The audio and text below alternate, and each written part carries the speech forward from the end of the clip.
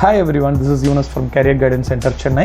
நம்ம இன்னைக்கு என்ன பத்தி பார்க்க போறோம் அப்படி சொல்லி பாத்தீங்கன்னா நிறைய பேரண்ட்ஸ் வந்து நான் ஸ்டேட் போர்ட்ல படிக்க வைக்கிறதா சிபிஎஸ்ல படிக்க வைக்கிறதா எந்த போர்டு சிறந்தது அப்படின்னு சொல்லி கேக்குறாங்க.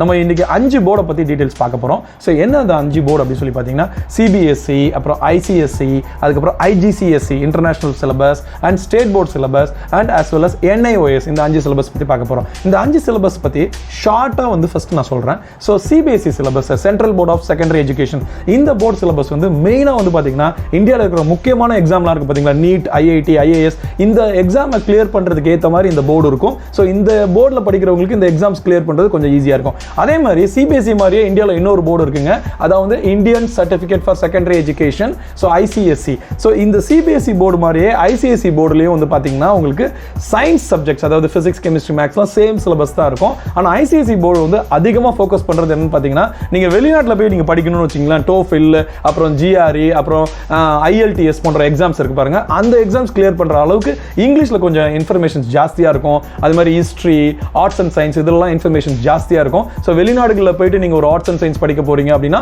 இந்த போர்டு வந்து ரொம்ப யூஸ்ஃபுல்லாக இருக்கும். தேர்ட் போர்டு என்னன்னு பார்த்தீங்கன்னா இன்டர்நேஷனல் சிலபஸ், அதாவது international general certificate for secondary education. இது வந்து கேம்பிரிட்ஜ் போர்டு இருக்கு, அது மாதிரி நிறைய போர்டுகள் இருக்கு.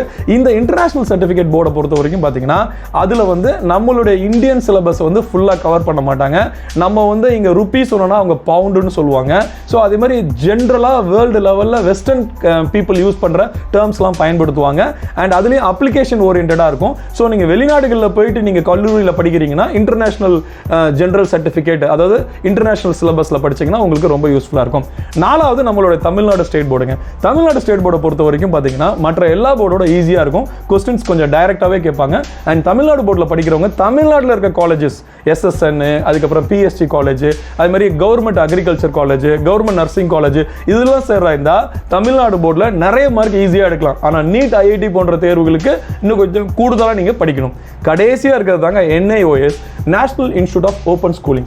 இது தாங்க இந்த 5 போர்டுலேயே ரொம்ப ஈஸியான சிறந்த போர்டு. நீங்க நீட்டுக்கு படிக்கணும், ஐஐடிக்கு படிக்கணும், மன அழுத்தம் இல்லாம படிக்கணும்னா NIOS மூலமா நீங்க ஈஸியா படிக்கலாம். ஏன் தெரியுங்களா? NIOSல வந்து பாத்தீங்கன்னா நேஷனல் இன்ஸ்டிடியூட் ஆஃப் ஓபன் ஸ்கூலிங்ல 11th 12th ரெண்டுமே சேர்ந்து நீங்க ஒரே எக்ஸாம் எழுதுவீங்க. அதே மாதிரி தாங்க ஐஐடி, நீட் எல்லாமே இருக்கும். ரெண்டாவது நீங்களே பிளான் பண்ணிக்கலாம். இது வந்து ஓபன் போர்டு, நீங்க கொஞ்ச நேரம் கூட டைம் எடுத்துட்டு படிக்கலாம், அப்புறம் ஃபோக்கஸ்டா படிக்கலாம். ஸோ இந்த 5 போர்டும் இந்த மாதிரி ஒவ்வொரு கேட்டகரியில ஒவ்வொரு அட்வான்டேஜஸ் இந்த 5 போர்ட்லயுமே இருக்கு.